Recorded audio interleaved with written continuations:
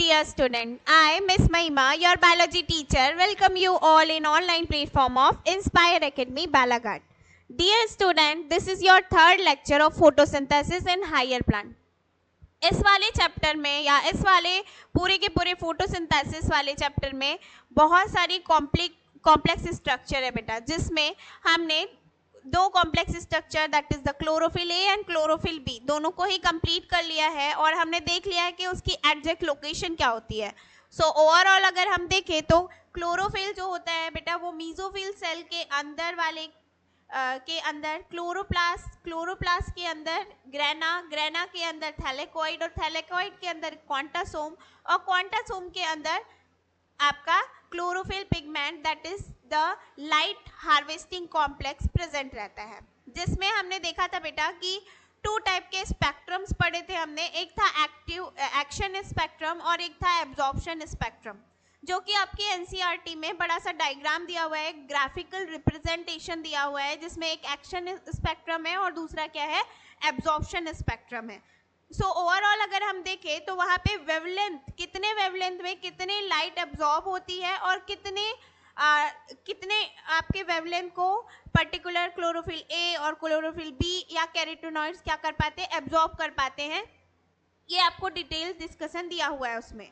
अब chlorophyll A, chlorophyll B और carotenoids की ही क्यों बात की गई है, तो बेटा इसके पीछे रीज़न ये है कि हायर प्लांट्स में सिर्फ ये 3 ही आपको मिलेंगे देखने को. बाकी हमने देखा था इससे पहले वाले लेक्चर में कि कितने फॉर्म्स ऑफ क्लोरोफिल होते हैं.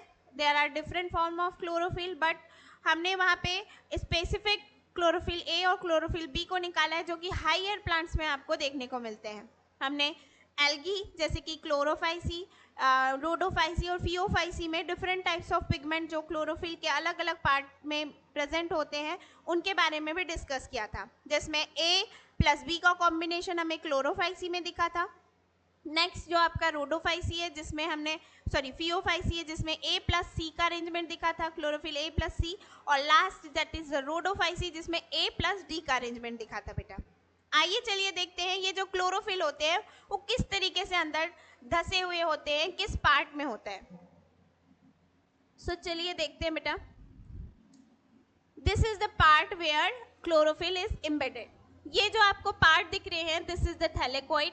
थैलेकॉइड के अंदर यहाँ पे एक क्वांटासोम होता है बेटा सेंट्रल पार्ट में. This part is called as quantasome और इसके अंदर आपके क्या रहते हैं, क्लोरोफिल पिगमेंट्स. इसके अंदर क्या मिलेंगे आपको, chlorophyll pigments. Clear. Now dear student, यहाँ पे जो ये बंडल्स आपको दिख रहे हैं, सो ये पर्टिकुलर एक एक थैलेकॉइड है और ये एक एक थैलेकॉइड ऐसे बंच लाइक स्ट्रक्चर में अरेंज हो जाते हैं and they will combine make a granum. इस पर्टिकुलर चीज को हम क्या बोलते हैं, ग्रेनम बोलते हैं. जैसे एक सिक्के को हम बहुत सारे सिक्के का एक क्या बना दें, एक बंडल बना दे और उसको हम टेप से रैप कर देते हैं. अच्छा, कुछ टाइम पहले यही चल रहा था कि कॉइन को क्या कर दिया जा रहा था, रैप कर दिया जा रहा था. जैसे 1 रुपी कॉइन, 2 रुपी कॉइन जो होते थे उसको एक 10 रुपीज़ बनाने के लिए 2 + 2 के अरेंजमेंट में 5 कॉइन ऑफ 2 ऐसे करके रैप कर दिया जाता था और उसको क्या कर दिया जाता था, दिया जाता था शॉप में. बट अभी तो नाउअडेज क्या कर दिया गया है, कॉइन्स को अब यूज़ करना बंद कर दिया गया है. बट पहले ऐसा होता था कि उसे रैप करके रखा जाता था कि ये 10 का है, ये 5 का है, लाइक दैट. सो वो जो बंडल जैसे बनाते हैं सेम वैसे ही फॉर्म में क्या होते हैं, रैप करके रखे होते हैं grana. Is it clear. Thylakoid को रैप करके एक पर्टिकुलर पार्ट में रख दिया गया, that part is called as grana. आप इस तरीके से याद कर सकते हैं. ये जो पार्ट है stroma, that is the space between them, this part is called as stroma. और ये इंटरकनेक्टेड होते हैं बेटा. यहाँ पे एक लोकस होता है और इस लोकस से ये फ्रेट्स निकलती है जहाँ से दूसरी लेमिली का फॉर्मेशन होता है. ये लेमिली का फॉर्मेशन करते हैं, आगे चल के ये बड़े सी ट्यूब में कन्वर्ट हो जाएगा और this part is called as lamellae, जो कि एक लेमिली दूसरे ग्रेनम से उसे जोड़ने का काम करती है. ठीक है, दूसरे लेमिली ये जो लेमिली है दूसरे ग्रेनम से अटैच करने का काम करेगी. क्लियर. सो आई होप कि ये क्लियर है आपको. Now the term is given here, that is Pelletier and Cavon 2 in the year 1817. In the year 1817, term chlorophyll, term chlorophyll is given by, term chlorophyll is given by Pelletier and Cavon 2. यहाँ पे मैं हिंदी में भी लिख दे रही हूँ बेटा,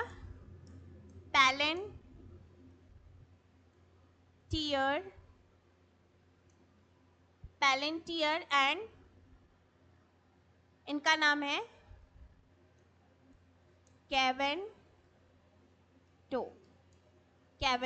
Pelletier and Cavon 2. Actually this was not given in your NCERT, but for basic knowledge आप learn करके रख सकते हैं कि the term chlorophyll is given by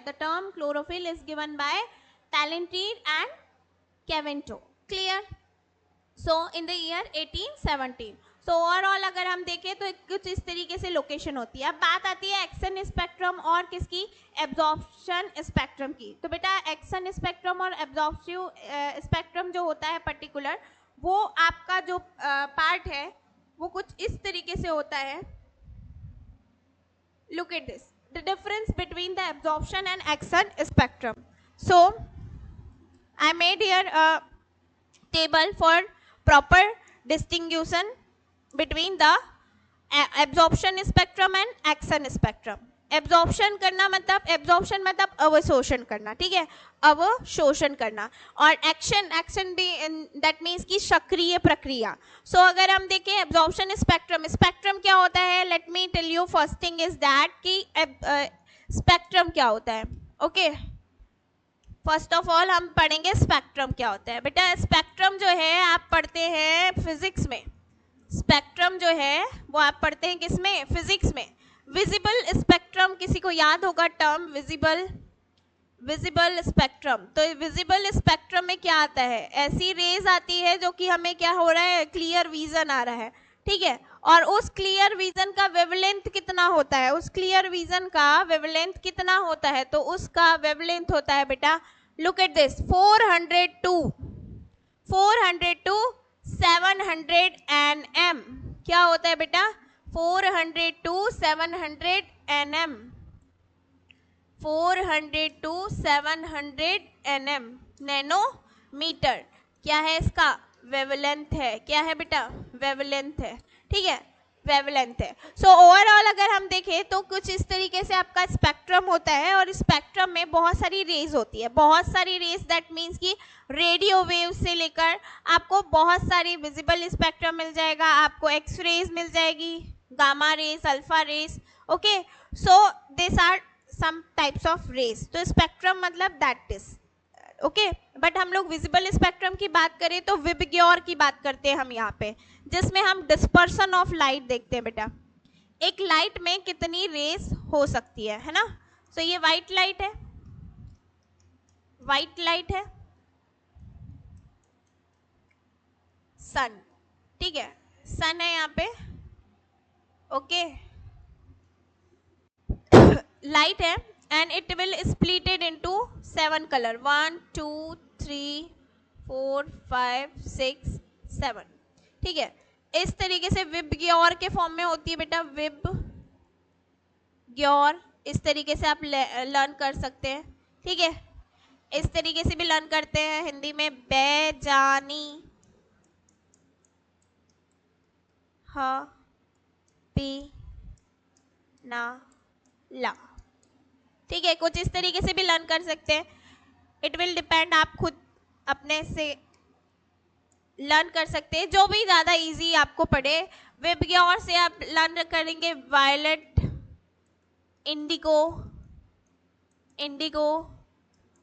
blue, green, yellow, orange and red. Clear. बैगनी, जामुनी. कुछ इसी तरीके से सीक्वेंस याद रखना है आपको. नीला,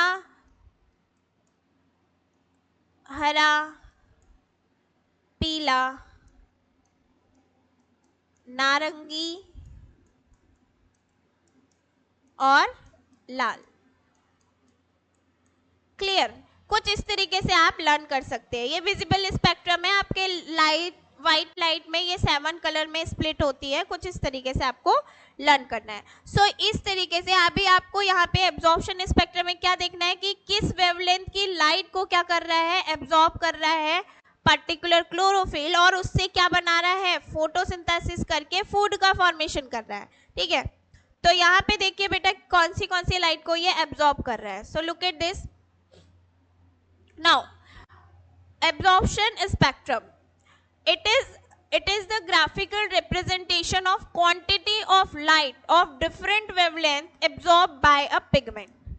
हम किस पिगमेंट की बात कर रहे हैं यहाँ पे, क्लोरोफिल की बात कर रहे हैं। ठीक है, क्लोरोफिल की बात कर रहे हैं। किस पिगमेंट की बात कर रहे हैं बेटा, क्लोरोफिल, क्योंकि chlorophyll is the abundant pigment, it present in all plant, all green plant. So ये क्या है, एब्जॉर्प्शन स्पेक्ट्रम क्या है, ग्राफिकल रिप्रेजेंटेशन है किसकी, quantity of light of different wavelength, अलग अलग तरीके की वेवलेंथ को लाइट के द्वारा, कितनी क्वांटिटी ऑफ लाइट के द्वारा क्या किया जा रहा है, एब्जॉर्ब कर लिया जा रहा है। किसके द्वारा, पिगमेंट के द्वारा। ठीक है, एब्जॉर्ब करना मतलब अवशोषित करना। दूसरी बात एक्सन स्पेक्ट्रम की करें तो it is a representation of rate of photosynthesis at a different wavelength of the light. यहाँ पे देखो रेट ऑफ फोटोसिंथेसिस और एब्जॉर्प्शन दोनों अलग अलग दिया हुआ है। तो रेट ऑफ फोटोसिंथेसिस किस में देखेंगे हम, एक्सन स्पेक्ट्रम में। किस में, एक्सन स्पेक्ट्रम में। और एब्जॉर्प्शन किस में देखेंगे बेटा, एब्जॉर्प्शन स्पेक्ट्रम में। So this what this graph is given in your NCERT. So बिल्कुल इसको याद रखेंगे। कुछ आपको जो पर्टिकुलर ग्राफ, फोटोज वगैरह डायग्राम्स जो दिए हुए एनसीईआरटी के, बिल्कुल आपको पॉइंट बिल्कुल लर्न रखना है कि किस पॉइंट पे क्या है, पिक पॉइंट क्या है, उसका सबसे नीचे वाला पॉइंट क्या है। ठीक है, यहाँ पे देखिए क्लोरोफिल ए कहाँ है, क्लोरोफिल बी कहाँ है और कैरोटीनॉइड्स कहाँ है। ये तीनों पॉइंट आपको याद होंगे, मैंने प्रीवियस क्लासेस में भी करवाया है आपको। ठीक है बेटा, सो this is all about the difference between absorption and action spectrum. Second अगर बात करें तो बेटा यहाँ पे जो ये क्वांटिटी ऑफ लाइट जो होती है वो डायरेक्टली ऑब्जर्व होती है, मतलब हम लोग डायरेक्ट ऑब्जर्व कर सकते हैं कि कौन सी लाइट को ये ऑब्जर्व कर रहा है। ठीक है, लेकिन यहाँ पे ये डिपेंड करता है with respect, we observe with respect to carbon dioxide कितना कंज्यूम करेगा, सॉरी ऑक्सीजन रिलीज कितनी हो रही है, ऑक्सीजन रिलीज कितनी हो रही है ना, और कार्बन डाइऑक्साइड कंज्यूम कितनी हो रही है, कंज्यूम कितनी हो रही है, कंज्यूम कितनी हो रही है, वेट, कंज्यूम कितनी हो रही है। ठीक है, कार्बन डाइऑक्साइड लेंगे तभी तो ऑक्सीजन रिलीज कर पाएंगे। Clear? So this is all about the action spectrum. Clear? Proceeding to the next point अगर हम देखें तो क्लोरोफिल ए और क्लोरोफिल बी में डिफरेंस देखते हैं बेटा। Chlorophyll A and chlorophyll B में जो इंपॉर्टेंट डिफरेंस ये है कि इनका स्ट्रक्चर चेंज होता है। स्ट्रक्चर चेंज होता है जैसे कि हमें पता है कि इसके स्ट्रक्चर में आपको एक हेड दिखेगा और एक टेल दिखेगा, ये दोनों में दिखेगा सेम आपको अपीयरेंस दिखेगा, फाइटोल टेल पॉरीफायरिन, इस तरीके से आपको हेड नजर आएगा। लेकिन आपको केमिकल फॉर्मूले में थोड़ा सा डिफरेंस देखने को मिलता है। जैसे देखिए क्लोरोफिल ए का केमिकल फॉर्मूला है C55H72O5N4Mg। ठीक है, Mg यहाँ पे देखना Mg2+ नहीं है, Mg है, यानी ये आयनिक फॉर्म में है। क्लियर? यहाँ पे क्लोरोफिल बी का फॉर्मूला क्या है बेटा, C55H70N4Mg। सो यहाँ पे क्या है डिफरेंस आपको नजर आ रहा होगा, यहाँ पे ऑक्सीजन है, वहां पे ऑक्सीजन नहीं है, यहाँ पे ऑक्सीजन है, यहाँ पे ऑक्सीजन नहीं है। क्लियर? और यहाँ पे आप देख सक रहे हैं कि यहाँ पे 72 है, यहाँ पे 70 है। क्लियर? उसके बाद कलर में डिफरेंस है बेटा, क्लोरोफिल ए जो होता है वो ब्लू ग्रीन कलर का होता है, इंस्टेड ऑफ क्लोरोफिल बी जो होता है वो ऑलिव ग्रीन कलर का होता है। क्या होता है? ऑलिव ग्रीन कलर का होता है। उसके बाद सॉल्युबिलिटी, मतलब ये किस में घुलनशील है, किस में घुलनशील है, किस में घुलनशील है? सॉल्युबिलिटी देखिए, soluble in petroleum ether, petroleum ether में ये सॉल्युबल है, वाटर में सॉल्युबल नहीं है, ठीक है। और सॉल्युबल इन मेथाइल अल्कोहल, और ये जो क्लोरोफिल बी है ये क्या है? मेथाइल अल्कोहल में सॉल्युबल है। हमने देखा था कि ये जो क्लोरोफिल ए है, बी है, सी है, डी है और क्या है? कैरोटीनॉइड्स है। तो ये पूरे के पूरे क्या थे? लिपिड सॉल्युबल थे, वाटर सॉल्युबल नहीं थे। हमने वाटर सॉल्युबल में पढ़ा था फाइकोबिलीन, फाइकोइरिथ्रीन, ठीक है, और फाइकोसाइनिन, वो 2 एग्जाम्पल थे फाइकोबिलीन के, ओके, जो वाटर सॉल्युबल हैं। बट ये वाटर सॉल्युबल हैं क्या? नहीं है। तो इनको सॉल्युबल करके देखा गया, और यहाँ पे अगर देखा गया तो क्लोरोफिल ए पेट्रोलियम ईथर से सॉल्युबल था और क्लोरोफिल बी क्या है? मेथाइल अल्कोहल से। अच्छा, एक डिफरेंट टाइप्स ऑफ क्लोरोफिल हमें पता कैसे चले? तो आपने सुन रखी होगी a process in chemistry, chromatography. Chromatography एक पेपर आता है, क्रोमेटोग्राफिक पेपर, और उसको यहाँ पे हम इस तरीके से आप डिप करते हैं तो आपको पर्टिकुलर अलग अलग कलर के स्टैंड मिलते हैं। क्रोमेटोग्राफी पेपर पे आपने क्या किया होगा? एक्सपेरिमेंट भी किया होगा। 11th एंड 12th क्लास में नहीं किया है तो आप हमारे इसी चैनल पे शॉर्ट्स वाले वीडियो में डाला हुआ है बेटा क्रोमेटोग्राफी वाला, तो आप जाके चेकआउट कर सकते हैं। क्लियर? चलिए, so next is group at carbon 3 position, that means कि इनका जो कार्बन 3 पोजीशन है इस पे आपको ग्रुप देखना है। तो क्लोरोफिल ए में जो है वो मेथाइल ग्रुप है, CH3 अटैच है, और क्लोरोफिल बी में एल्डिहाइड, इसीलिए यहाँ पे नेचर चेंज हो जा रहा है, दोनों का ही नेचर चेंज हो जा रहा है, ठीक है। एब्जॉर्प्शन, अवशोषण किसका हो रहा है? Absorb more red wavelength then violet blue, ये लाल वेवलेंथ को, रेड वेवलेंथ को ज्यादा एब्जॉर्ब करती है कंपैरिजन टू वायलेट ब्लू को। क्लियर? और यहाँ पे क्या होता है? वायलेट ब्लू को ज्यादा करती है comparison to red. So this is the difference between both chlorophyll A and chlorophyll B. Now proceeding to the next point, we will discuss about the photosynthesis. तो photosynthesis में 2 phases आती है बेटा, 2 phases हमने फोटो सिस्टम पढ़ लिया था, light harvesting complex LHC जिसे हमने बोला था, ठीक है। उसमें हमने 2 सिस्टम पढ़े थे, फोटो सिस्टम 1, फोटो सिस्टम 2। अभी जो फोटोसिंथेसिस होती है वो 2 फेजेस में होती है। एक होती है इसकी लाइट रिएक्शन जो कि प्रेजेंस ऑफ सनलाइट में होगी, और दूसरी है dark reaction that is in absence of sunlight. Clear? अगर हम देखें लाइट रिएक्शन तो ये मेम्ब्रेन सिस्टम है, क्योंकि ये मेम्ब्रेन के अंदर होता है, ये ग्रेनम के अंदर होता है, स्टोर्ड लेमिली के अंदर होता है, ठीक है। या तो ग्रेनम में होगा या तो क्या होगा? लेमिली में होगा। ये ट्रैप करता है लाइट एनर्जी को। लाइट एनर्जी मतलब क्या करता है? सोलर एनर्जी को ट्रैप करता है बेटा, और इसे कन्वर्ट करने की कोशिश करता है into the chemical energy, chemical energy में कन्वर्ट करने की कोशिश करता है। उसके बाद अगर देखें तो सिंथेसिस, किसका सिंथेसिस होगा? यहाँ पे एटीपी का सिंथेसिस होगा। एटीपी का फुल फॉर्म सभी को पता है तो कमेंट सेक्शन में कमेंट करें, okay. Adenosine triphosphate, adenosine triphosphate, yes. NADPH का फुल फॉर्म क्या होता है? Nicotinamide diphosphate, okay. Comment section में आप कमेंट करते रहिए अगर आपको पता है तो, ओके। उसके बाद देखिए बेटा डायरेक्टली डिपेंडेंट ऑन लाइट, ये जो रिएक्शन होती है वो बिल्कुल पूर्ण रूप से डिपेंडेंट होती है लाइट पे। अगर लाइट एब्सेंट है तो आपकी फोटोसिंथेसिस की लाइट रिएक्शन क्या होगी? हिडन, मतलब बंद हो जाएगी, ये बिना लाइट के पॉसिबल ही नहीं है। और डार्क रिएक्शन की बात करें तो डार्क रिएक्शन क्या होता है बेटा? स्ट्रोमा में होता है। स्ट्रोमा हमने देखा था, स्ट्रोमा लेमिली, ठीक है। स्ट्रोमा वाला पार्ट मतलब कि साइटोप्लाज्म, जैसा क्लोरोप्लास्ट का जो साइटोप्लाज्म, जैसे सेल का साइटोप्लाज्म होता है ना, वैसे क्लोरोप्लास्ट के अंदर जो फ्लूइड भरा रहता है, क्लोरोप्लास्ट ये है, उसके अंदर जो फ्लूइड भरा रहता है, इसको हम लोग क्या बोलते हैं बेटा? स्ट्रोमा बोलते हैं। इसको क्या बोलते हैं? स्ट्रोमा। ठीक है, तो ये स्ट्रोमा के अंदर डार्क रिएक्शन होता है। ये पूरी की पूरी एंजाइमेटिक एक्टिविटी है। किसको फिक्स करने के लिए? कार्बन डाइऑक्साइड को फिक्स करने के लिए। ये कार्बन डाइऑक्साइड को फिक्स कर देती है किस में बेटा? रुबिस्को में। किस में? रुबिस्को में। किस में कन्वर्ट कर देती है? रुबिस्को में। डिटेल डिस्कशन अभी हम लोग करने वाले हैं, ठीक है। सो आई होप कि ये चीजें क्लियर होगी।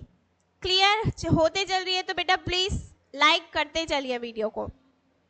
नाउ नेक्स्ट पॉइंट पे हम लोग प्रोसीड करेंगे बेटा, light reaction and dark reaction. यहाँ पे आपको थोड़ा सा व्यू हमने दे दिया है।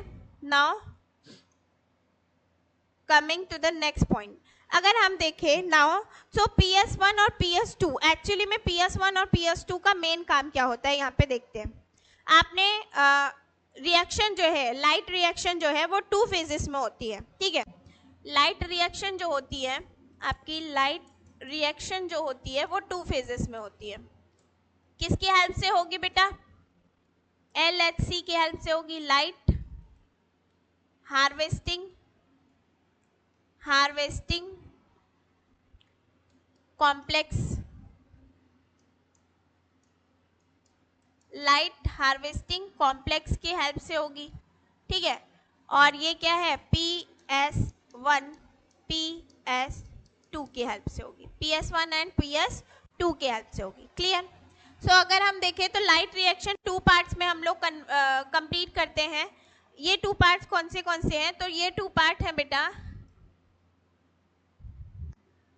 पहला जो पार्ट है लाइट रिएक्शन का, जो पहला पार्ट है दैट इज फॉस्फोराइलेशन, साइक्लिक और non cyclic. Cyclic photophosphorylation,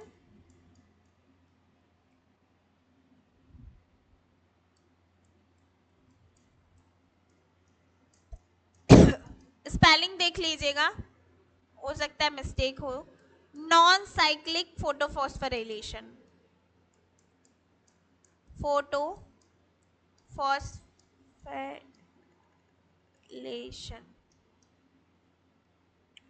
photophosphorylation, ठीक है। Cyclic photophosphorylation and non cyclic. Cyclic मतलब कि अगर लाइट हार्वेस्टिंग कॉम्प्लेक्स या PS1 से अगर कोई चीज एक्साइट होके जा रही है, दैट इज द इलेक्ट्रॉन, अगर इलेक्ट्रॉन क्या हो रहे हैं? एक्साइट होके ऊपर की तरफ जा रहे हैं, तो वो रिटर्न बैक आएंगे, ठीक है। ड्यूरिंग प्रोसेस क्या होगा? फिर से वो रिटर्न आएंगे। बट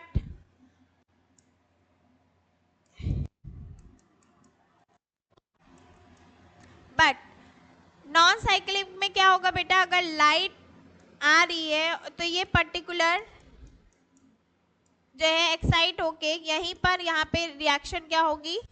कंप्लीट हो जाएगी। यहाँ पे नॉन साइक्लिक क्यों बोला है? कि एक ही डायरेक्शन में होगा, और यहाँ पे क्या होगी? पूरी की पूरी साइकिल का फॉर्मेशन होगा।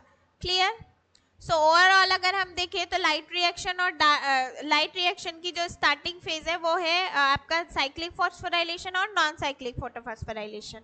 अब यहाँ पे देखें तो साइक्लिक में, फोटोफॉस्फोराइलेशन का पहले हम मीनिंग समझा दे रहे हैं आपको। फोटोफॉस्फोराइलेशन यहाँ पे 2 टर्म से मिलके बना हुआ है बेटा। पहला वर्ड है photo, that means light. Phosphorylation मतलब फॉस्फेट ग्रुप, है ना। लाइट को ट्रैप करना है हमें, लाइट को ट्रैप करना है और इसे किस में कन्वर्ट कर देना है बेटा? केमिकल में चेंज कर देना है, ताकि वो केमिकल आगे चल के किसका फॉर्मेशन कर पाए? एनर्जी का फॉर्मेशन कर पाए, that is in the form of ATP। तो आपको पता ही होगा कि आपके जो फोटोसिंथेसिस होती है प्रोसेस, फोटोसिंथेसिस नहीं पता है तो हम बता दे रहे हैं।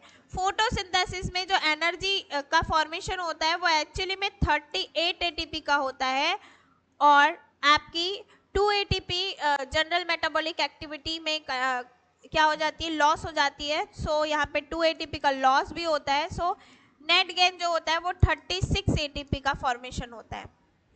ठीक है, 36 ATP, बहुत ज़्यादा अमाउंट है ये। Clear? So this dear student, this is all about the starting phase of photosynthesis.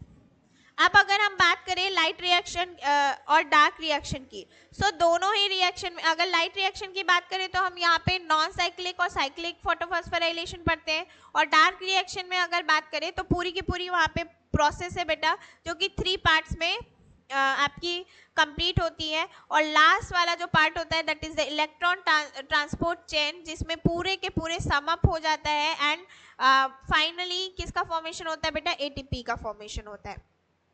सो हम पूरी की पूरी साइकिल्स देखेंगे one by one in the next lecture. If you enjoy my lecture, please like, subscribe and share it, and we will meet in the next lecture. Bye bye.